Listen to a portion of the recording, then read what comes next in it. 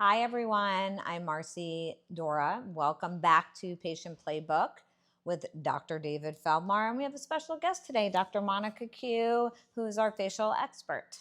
Today, we're going to talk about different weight loss drugs and how they affect the skin, how they affect droopiness, what techniques, surgical and non-surgical, can we do to kind of correct that. And the new trend is calling it the Ozempic face. So let's start with Dr. Kieu.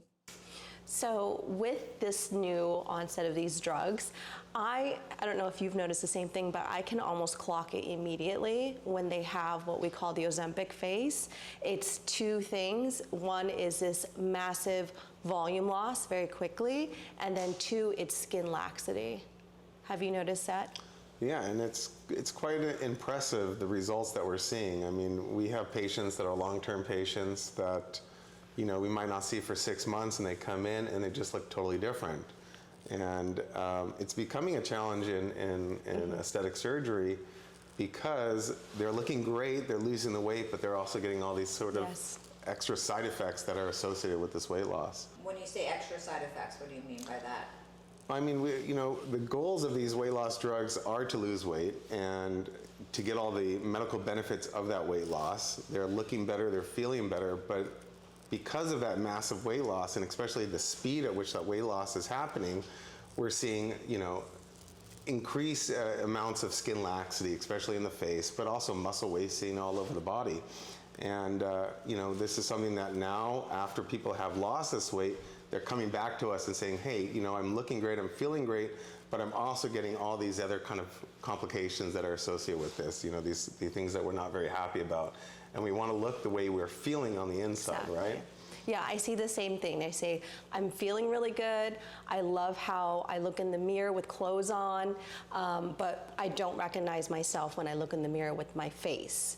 So some of the things I've noticed with this rapid weight loss is temporal wasting, where it's getting really thin, you're losing a lot of fat here in the temples, in the mid-face, the under eyes. We're seeing deeper nasolabial folds and marionette lines, and then you're starting to see some jowling and loss of that really good definition in the jawline, and also neck laxity. So Dr. Kieu, the things that you just mentioned, is that something that would be surgical, non-surgical, a combination of both? Can you address every part that you just mentioned? Yeah, it's actually typically a combination of both, because one, it's the volume loss, but two, it's skin laxity, loss of that collagen, loss of the support. So usually our treatments are a combination. Do you see the same thing in the body too? Yeah, it's really interesting because, you're getting this massive weight loss, but you're right, it's not just the face, it's the whole body, it's the breasts as well. We're seeing a lot more ptosis, a lot more truncal laxity in the skin. So these are things that it's something that plastic surgeons are able to address. We've been doing this for years in just our standard patients, but now we're seeing like just huge volumes of the need for even more truncal surgery, body surgery, breast surgery. We saw this a lot, when the weight loss surgeries were quite popular about a decade ago. And though a lot of those ones, they gain the weight back eventually, but what we're seeing with the weight loss medications is that these weights are actually staying off long term as long as they maintain the medication. When would you recommend, and what would be the terms in which you would recommend someone to start to do a surgical or non-surgical procedure, depending on where they are in the weight loss? Like if I said to you, Dr. Kieu, I'm starting Ozempic tomorrow, are you going to suggest for me to do something now, or are you going to wait, and how long? That's a great question. So what I recommend is a slow weight loss. So I usually say about 5 to 10 pounds a month, nothing more than that, because you'll really start to see that change very quickly in the face. Other things that we can do to maintain during this weight loss journey is injectables, some energy-based devices that will help promote collagen production, so you're not seeing, again, that huge rapid change. And then injectables such as Sculptra, hyaluronic acid fillers, while they're losing the weight. And so you're maintaining the volume, so you're not getting the sagginess of the skin. and you're kind of keeping up with that weight loss, so it's not as dramatic on the face. Exactly. In the body, it's a little bit, I think, more of a challenge because we don't want to start doing surgical procedures until we get to a steady weight. So I like to see my patients usually actually be on these weight loss medications for at least a year to get to that, to lose the majority of their weight, to get all that laxity, then we could address surgically. But I also agree that during that weight loss, there's many things that you could do to help sort of plan for that eventual surgery and, you know, prime your skin to get the best results. You know, doing energy-based lasers and radio frequencies and other devices like that. And I also think it's very important while you're on these medications to hit the gym, to exercise, to build muscle, because not only are you going to be losing fat, but one of the big side effects is you're also losing muscle mass, and we don't want to lose that muscle mass. So if you combine the weight loss medications with exercise, which nobody likes to do, but that's really important in this situation, you're going to get much better long-term results. Agree. I've seen that in patients that continue to go to the gym, maintain a healthy lifestyle. They don't see these changes as quickly.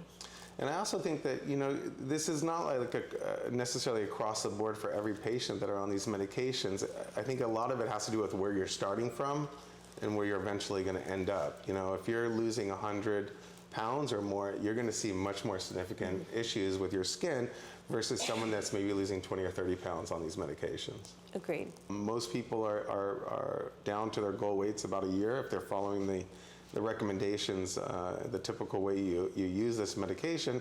But again, everyone's going to be a little bit different on that. So I would say more the fact that month to month your weight really isn't changing. And once you're at that point. Do they have to be on this medication for the rest of their life? Or are they switching doses so that they're not continually losing weight, or how does that aspect work? I typically recommend my patients stay on this medication until they reach their goal weight and then start backing off the medication. We start lowering the dosage month by month till we get to a point where you're stable, you're not losing any weight, you're happy at your goal weight. You know, it's a good question whether you need to be on this for the rest of your life or not. And there might be evidence to suggest that, yes, you should be on some level of a GLP-1 for the rest of your life if you want to maintain this sort of healthy lifestyle. You know, I think that what we're going to be seeing, not just weight loss from these medications, but is a variety of other health benefits that people are going to be benefiting from taking these medications. So there may be a good argument to be on this lifelong. Once you get down to, let's say, a goal weight, and let's say you could lower that dose down to the lowest amount, and that is still too strong for you, you could then potentially skip weeks. So you could stretch out that 0.25 instead of 4 times a month, maybe twice a month. Dr. Feldmar, do you feel that your approach to the way you handle a consultation or your advice you give to a patient during a consultation has changed based on this new trend, or do you approach it the same? I think one thing that this medication has allowed us to sort of offer our patients is, I'll give you an example. In someone that wants to address extra fat and skin on the abdomen, and they're looking for, ideally, let's say a tummy tuck, they may be a good candidate for it, but they also may have intra-abdominal fat on their intestines underneath the muscle layer, which we cannot address with cosmetic surgery. In those patients, they're not necessarily a great candidate to undergo something like a tummy tuck. Even liposuction is only going to address the fat underneath the skin. It's not going to address the truncal, the deep fat on the intestines, the visceral fat. Whereas now with these PLG1s, we could actually address this visceral fat. They could go on the medications, lose really the unhealthy fat. The visceral fat is really the fat we don't want in our body. And that then will possibly make them a candidate to do a tummy tuck and address that superficial extra skin and fat. So it is opening up a new category of people that, you know, maybe borderline surgical candidates now are full-blown surgical candidates that could get excellent results. That's great. But that's sort of like the downside of the PLG1s is, I think that's the biggest issue. You know, underneath your clothes, it's easier to hide it, but when it's on the face and you start losing too much fat in the face, you're going to see that, and it's not necessarily going to look great. You know, we've really, I would say, wouldn't you say in the last 15, 20 years, really the movement and the understanding of aesthetics has been not removing fat from the face is really Exactly. adding fat, adding volume. Yes. That's what makes you look youthful. So it's kind of like the double-edged sword of the PLG1s is you're losing this weight, which you want to lose, but you're getting this sort of side effect of the Yes. thin face and the we're gaunt face. trying to sort of go back, and it's not necessarily anti-aging is what my patients are after. It's just restoring back to the pre-weight loss look that they had. So what I hear is I look more tired, I don't look like myself, I don't recognize myself, and that's what I hear a lot. Yeah, you know, if it was the 90s and heroin chic was still in, this would be great. But Yes. right now in the 2020s, you know, we want a fuller face. We Yes, want we a like more volume. youthful face. We like volume. So you know, when we're seeing this weight loss in the face, and you mentioned temporal wasting, which I see a lot too. What do you like to do to treat that? So different approaches, whether we want short-term results or longer-term results. If we're just looking for something quick, we can do some hyaluronic acid filler in the office. We could do Sculptra. Sculptra is poly-L-lactic acid. It helps build collagen over time. So these are going to be shorter term results, 1 to 2 years. If you want something more permanent, then our option is fat grafting. And fat grafting has really blown up in my practice in the last 1 or 2 years. It's truly been such a great procedure to counteract this massive weight loss and volume loss.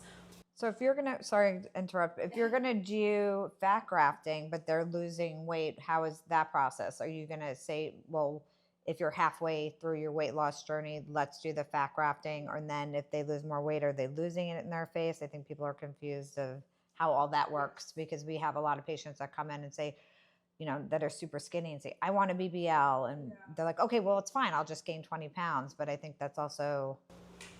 For fat grafting, I usually tell patients, since it is permanent, we want to be at or very close to your goal weight before we start placing fat, because you may need more.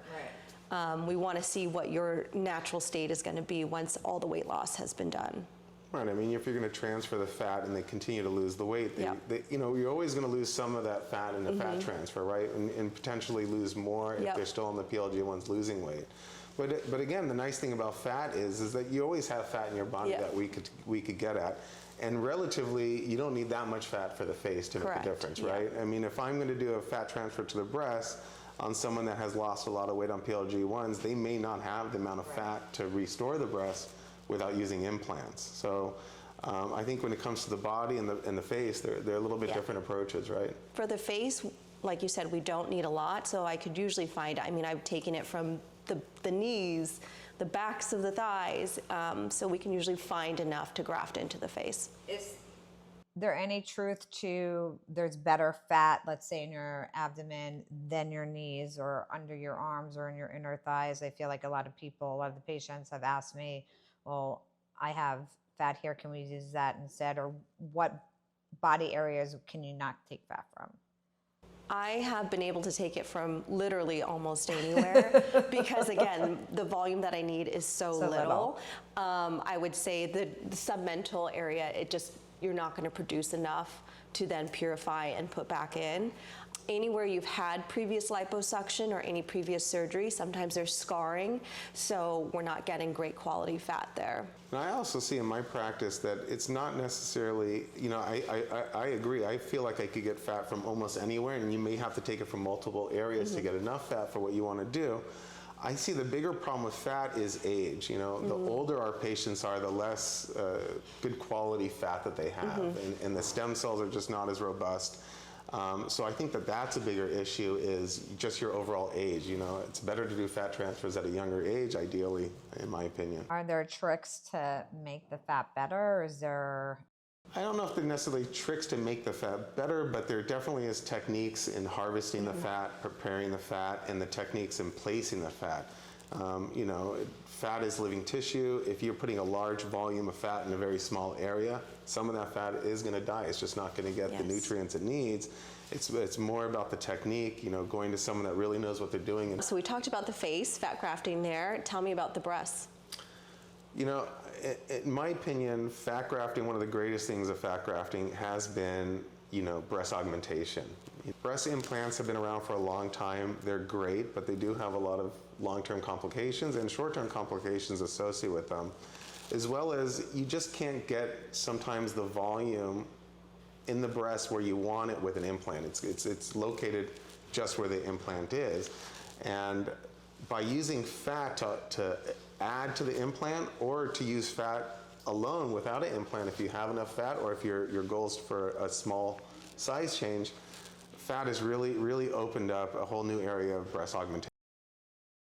Is there only certain areas on the breast you can do fat, or can you put it all over? You could place fat really anywhere you want in the body, to be honest. And when you are using an implant to augment the breast, a lot of times we're lacking in that upper pole fullness, which is a lot of times where women want that fullness to happen. So by adding fat into that area, it helps transition the plane between the upper chest wall and the breast itself, giving a much more natural look using your own fat. Teardrop, is that the term you Yeah, use? teardrop, if that's what you want. I mean, you could really sort of create the breast in the image that you want it to look like ultimately. And then there are people that just don't want an implant. They don't want the silicone in their body. And using fat transfer as a way to augment the breast basically gives you your own tissue, your own augmentation with your own, tissue. You can't have really rejections from it. It's a long-term solution. There are some downsides to using fat in the sense that if you do gain weight or lose weight, that could change the size of that fat transfer. The fat could also grow and shrink as well.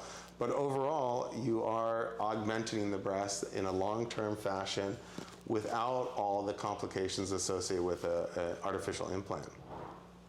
In regards to the face and the breast or other areas that you're putting the fat into, what would be the percentage that you would tell a patient that it would actually stay?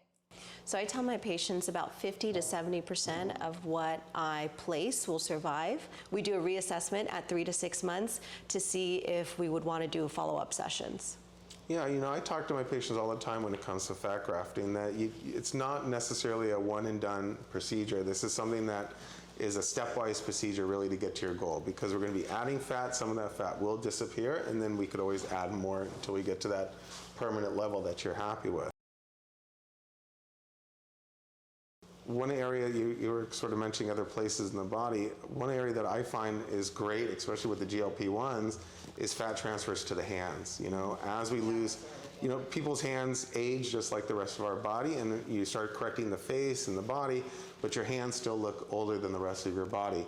And especially with the weight loss and GLP-1s, you're getting even more of that crepiness, wrinkly skin on the hands, and people see your hands all the time. So it's a really straightforward, simple treatment to add that fat and to regenerate those tissues and add that volume back to your hand. Fat grafting to me is still considered a surgical procedure. We still have to use sterile technique, all the usual precautions. However, because I'm taking it from just one small area and it's a relatively low volume, it is something that I can do under local anesthetic in the office. I completely agree with that. But at the same time, this is living tissue, and it takes time for it to develop its own blood supply and its own integration into the new location you're putting the fat. So even though it is a relatively smaller procedure, it can be done under local, you still have to protect this fat and give it time for it to heal. So you still have to have that sort of perioperative recovery where you're not necessarily exercising very much or doing too much activity that could potentially break that fat. So it's the same post-op?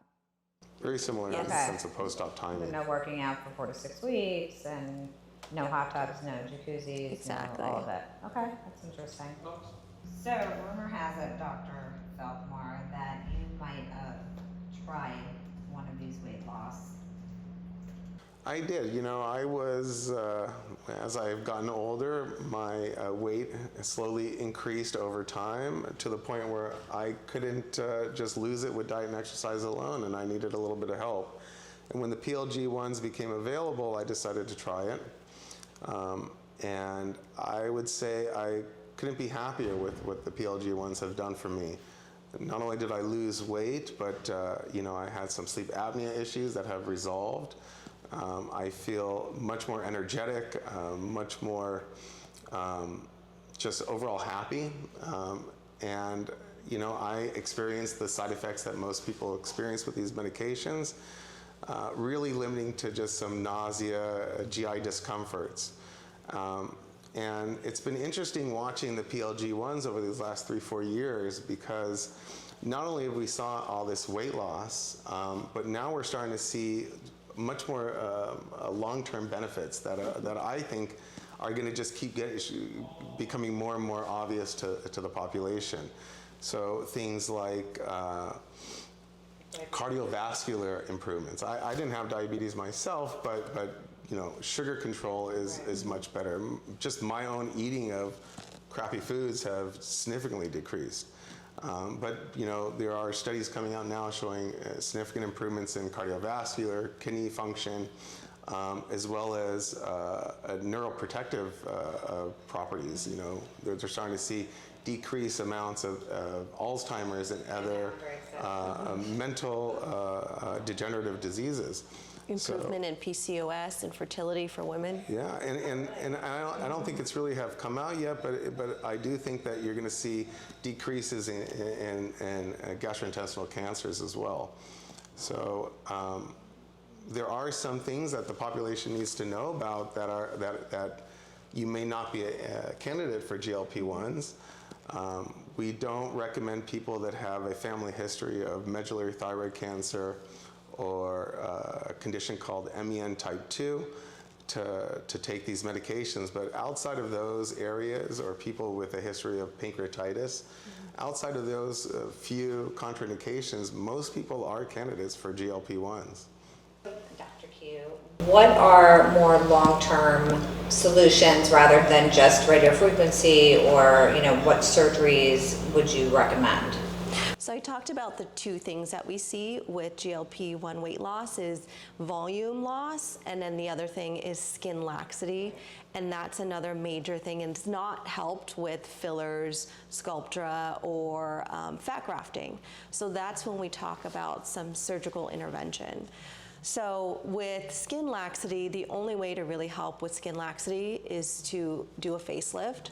So deep plane facelifts, I have noticed also a huge uptick in my practice, and I'm noticing it's younger patients than before. Before it was late 40s, 50s, 60s. Now we're seeing patients in their late 30s, early 40s. And you think it's because of weight loss? Or? I think so, okay. Yeah. And it's because usually from GLP-1s, they are losing this weight quickly, and then they're sort of unmasking some of the aging process that was already starting to happen, but it was hidden by some of their subcutaneous fat. So what's happening is with the weight loss is that they're losing that subcutaneous fat, so you're losing the skin support and the skin structure. Okay. And the skin doesn't have time to contract when it's so rapid. But it would contract more on a younger person than someone 40s, 50s? Younger patients in their 20s and 30s, you still have enough collagen. Well, you won't see as much bounce back. Yes, you'll see some of the collagen bounce back. But the older you get, the less collagen fibers you have in your skin, the less foundation you have, less structure. It's interesting. It's almost like these PLG-1s are sort of, in a sense, for the face at least, accelerating aging, because the biggest problem with aging is that underlying structure is breaking down, right? Yep. You're losing bone, you're losing fat, and you're getting that older look to your face. And now we're seeing that because of the GLP-1s in the younger people that are taking this, and that's really, in a sense, something that we could provide them, a solution to this problem. If the skin quality could be worse because of the weight loss, will it affect the scars? No. Okay. That's a great question. So because the skin quality, there's less collagen, there's more laxity, but once we do the procedure, the scars will heal just fine as long as they have good nutrition, good scar management afterwards, and follow post-op instructions, stay out of the sun, all of that. The scars should heal just fine. I haven't really seen any issues with scarring associated with GLP-1 use. I think that comes more down to the surgical technique and how you manage the scars afterwards. But I'm seeing the same thing. Really, It's not as much of an issue as the face with the skin laxity and the breakdown of the collagen, just because we manage that a little bit differently on the body than the face. What do you mean by that? Can you touch on that a little bit? Your radio frequency devices, your energy devices are just not going to be as effective on the body as on the face. So we're relying more on surgical procedures to tighten up the skin. And that's not necessarily going to change very much whether you're on a GLP-1 or not. So I know, Dr. Kieu, we talked a little bit about Sculptura and fillers. Is there lasers or devices in particular would you recommend?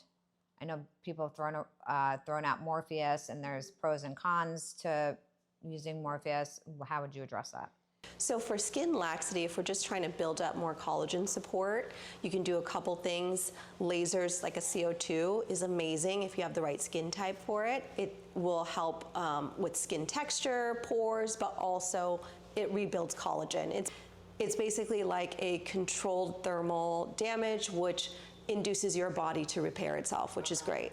With radiofrequency microneedling, you can see really beautiful results as long as the practitioner knows what they're doing and can adjust the settings, because if you go too deep, that can cause fat loss, which we don't want. The provider just needs to know what that level is, and that's exactly. And you think that people had a bad experience with, let's say, Morpheus 8 because the provider went maybe too deep, the settings were too high, technique. And a provider that really understands that device then could actually use sort of the side effects of the fat melting as a positive, because there are patients that actually would benefit from some fat melting, like the right? submental area, that's a great area. So yes, you could use that in the right way, but it could also be a double-edged sword. So another non-invasive that is a little newer is the ThermiTite. Would you recommend that before, after a facelift, if they're trying to buy a little time until they want to do their facelift? Like, how do you, both of you, evaluate that? I think a ThermiTite is for that patient that's in between, where they're not quite ready for that surgical deep plane facelift, but just a regular radiofrequency microneedling, something more superficial, isn't enough. So the ThermiTite kind of bridges that gap. What would be the basic that you would be radiofrequency, and then a Morpheus, and then a ThermiTite, or how would you CO2? How does that all? I mean, these different machines use radiofrequency, Right. The Morpheus and ThermiTite. They're all sort of treating the same area in different ways. Okay. The ThermiTite is a nice device because it's very minimally invasive, but you're treating the deep layers of the skin directly with this device, and you have a very good control because we could actually see the temperature of the skin using a special type of camera called a flare. And it's a device that could be done over time, in the sense that you could do it before a facelift when you're not ready, or you're sort of just have a small amount of laxity that you want to address, or you could be doing it after a facelift where maybe you've got 90% of the results you want and you just need a little bit more to get a certain area touch up, right? So, these devices, they're not necessarily a one and done. It's all used sort of in a global treatment of the patient, and using these different combinations of surgical and non-surgical is really the best way to get the best results. Well, you touched on it a little bit. I think it's super important that people, whether it's a facelift or something with the body, that they understand that this is a whole process. This is not, I'm getting a facelift, I'm done, I don't need to do anything. It's up to us to educate them of this is what you should start to get your body ready for this, whether it's a weight loss, whether it's a laser, and then maintenance afterwards, I think is super important. That's a great point, where it's a long-term treatment plan. So even though you got your facelift, you still might need some fat grafting, you might need a CO2 laser to help with the texture. So it's not just a one and done. Well, I think, one of the things I think that makes a really great aesthetic surgeon is sort of having that long-term vision. When we see a patient and we're coming up with a plan and goals for our patients, we're seeing a year, sometimes 2 years down the line of these things that need to be done to really get to that ultimate, their ultimate goal. Sometimes it's hard for the patients to see that long-term vision, but I think plastic surgeons, facial plastic surgeons, we're trained to see, much farther down the line. You know, we know that there's going to be the stages that you have to go through to get to where you want to go. And I think it's really important for us to educate our patients that that's necessary in order to get really the great results. Agreed. So final thoughts and takeaways, because I don't think that these weight loss medicines are going away. I actually think they're growing by the second. So what are your last minute thoughts and takeaways? I think that these medications are really beneficial for patients. I think it's very exciting, but it's still new. So we're on a new frontier. So we're still discovering the best ways to treat the patients. I'm kind of coming up with my own algorithm in my head, what's the best way to treat them, but it's really exciting. I think this is one of the most exciting areas in medicine right now, and I think it's going to have huge long-term effects going forward in the healthcare industry. I think we're just really at the infancy of what these GLP-1s are going to do, and new medications that are going to be coming on the line. It's very exciting, right? Very exciting stuff. Yay. Thank you for being with us. Till the next time.